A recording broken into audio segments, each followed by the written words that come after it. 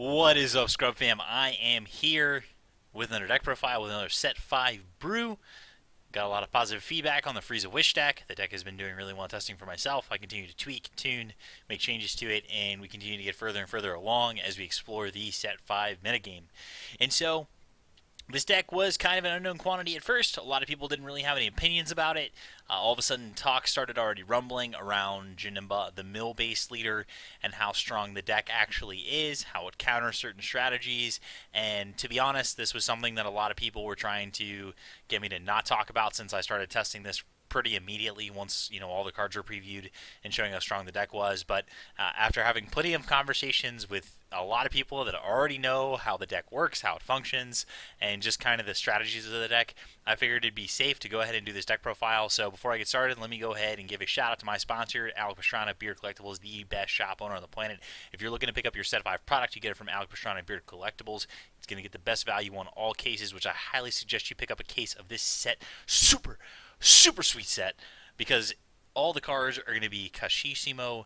The foiling is dope from the cards that we've seen spoiled online, so buy your case from Bearded Collectibles. So anyway, jumping straight into the deck, Janemba is going to play a very important role in the metagame going forward because he does something that nobody else does. He relies on a win condition that's built into his leader himself, aside from Beerus all the way back in set 1, but that requires 16 energy, and we're not a fan of going that far in a game, so we play Janemba instead.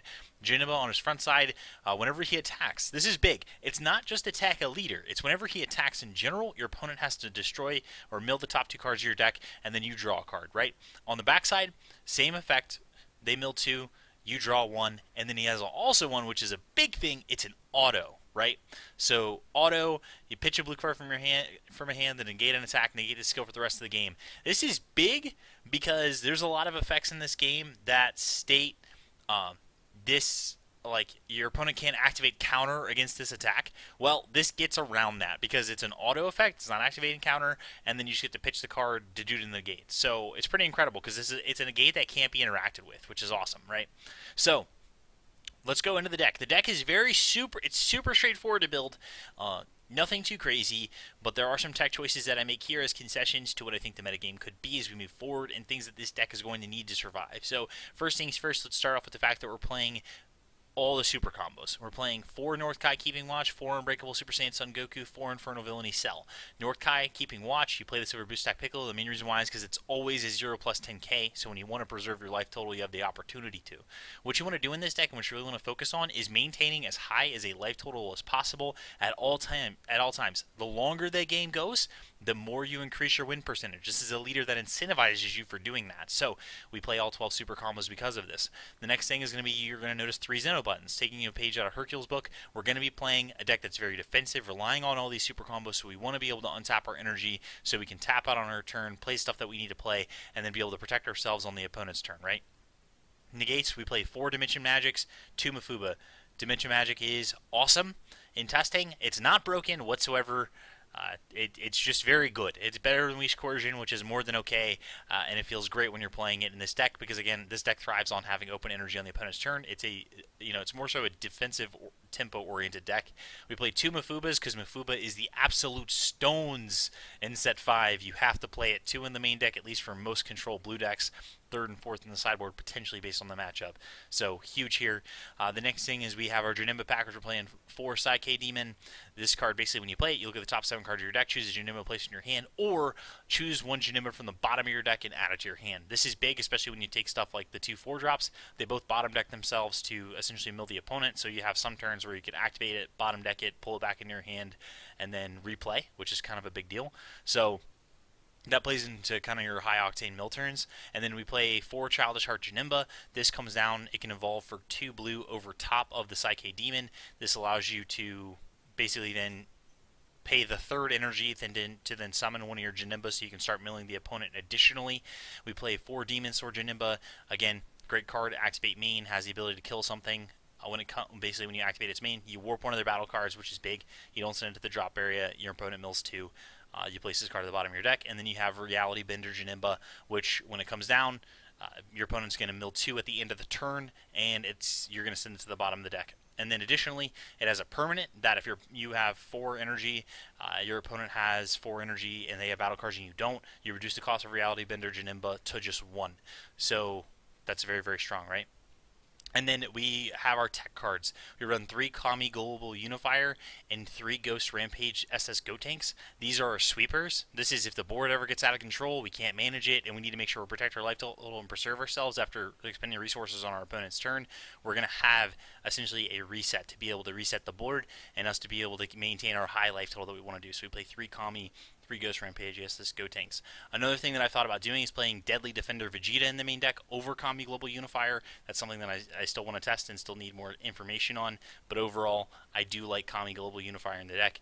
And then additionally, I play 3 Crisis Crusher Son Goku. This card is very important for a lot of reasons, not just the aggro matchup, right? The aggro matchup is very important, but even more so against the Wish Leader decks that require a battle card to attack, because a lot of times they're doing it with their 1-drops. So if you can Crisis Crusher early, you basically stifle them from being able to attack with their 1-drop to be able to go search their deck for a Dragon Ball. So it's very powerful. And so this deck plays very simply. You don't care about the opponent's life total at all. You just get to ignore it flat out, because the only thing that you care about is milling the opponent. You have a win condition built into your leader, and so you get to leverage that. No one else gets to do that in this game, just you. So as long as you're using energy effectively, using your negates when you need them, using your beans, using your super combos to keep your life total high, the longer the game goes, like I said, the higher win percentage that you end up creating for yourself. So this deck is usually milling opponents out between turns 4 to 6, depending on what type of deck they are. And a lot of the games now we're starting to find are going to start going longer because of the stuff like Crisis Crusher, Kami Global Unifier, Ghost Rampage, SS Go Takes, the Xeno Buttons, Dimension Magics, all the super combos. You're going to be able to extend the game for a very long period of time. And then, of course, you're going to try and have some high-value mill turns between your Reality Bender Janembas and then, of course, your Demon Sword Janemba. Demon Sword Janemba has just been fantastic in testing because of what it does for you. The ability to basically clean up a threat off the board and then milling your opponent for 2 by bottom decking it is just very good. So, in general, like, the deck is very sweet, very powerful. I'm excited to see what happens as the format moves forward. The play patterns in this deck are pretty straightforward. You really just want to, like I said before, just survive as long as you can. And so this deck kind of gives you such an edge because your opponent has to beat you. You don't have to beat them, essentially. Like like I said, you don't have to kill them. Like, all you have to do is just keep turning your leader sideways at least, and you have a win condition that's going to happen. So if people haven't been testing this leader yet, this is a really good place to start. And also a good place to start so everyone has the information. They can start testing, get the information out there, and then figure out ways to beat this deck, beat this leader if you're trying to play a strategy that relies on using the majority of your deck. Janemba does invalidate a lot of strategies that existed before. Janemba, for instance, has a very strong Hercule matchup, so Hercule kind of falls off the map with the presence of Janemba in the format. The Wish leaders have to take this into account and think about how they're going to be able to beat Janemba before they get to turns 5 and 6. But overall, it's going to be a really interesting metagame as we move forward, and Janemba is going to be one of those leaders. And one of those deck archetypes that kind of sticks around is just a check to the format. The thing is about Janemba is very, very weak to an early Gogeta and very, very weak to an early Cell Chain. Very weak to it because it needs its hand, it needs its resources to be able to essentially defend itself across the course of the game. So if you're playing against a Cell Chain deck, Droids just absolutely murders Janemba. It's not even close. Like, it's a very difficult matchup to play against, because you need access to all these different cards and these different pieces to be able to stop the opponent or stifle the opponent. And when you don't have them, it's really difficult for you. So you're kind of trying to mill them out when they're playing a full 50-card deck. They're not really trying to dig through it as much because their leader is, it's not a mill leader or it's not a wish leader. It's just droids. So the droids matchup is very rough, which is kind of going to be a check to this deck itself. Chain Zeno is another check to this deck as long as the opponent's not going through the deck too much. So Janemba is really good at beating a lot of the unfair decks that draw a ton of cards, but Janemba is very weak to more of the fair decks. So that's something to take into account as you move forward. Overall, the deck is very fun to play, especially if you were the type of player that you really like to just kind of watch your opponent squirm as they can't figure out a way to beat you, and in general just having the inevitability built into your leader is just really sweet. It's something that we haven't seen in this game, like I said, since set 1, and this is much more well done on Janemba, just providing the win condition within himself, and his leader is really well designed, really well balanced. I love the Awakened effect, just being able to get the additional mill, and of course the extra negate across the course of the game. That actually pays dividends. You're going to find more often than not in testing, and it gives you that one extra bit of defense that it takes to win a lot of these games. So in general, hope you guys enjoyed this video.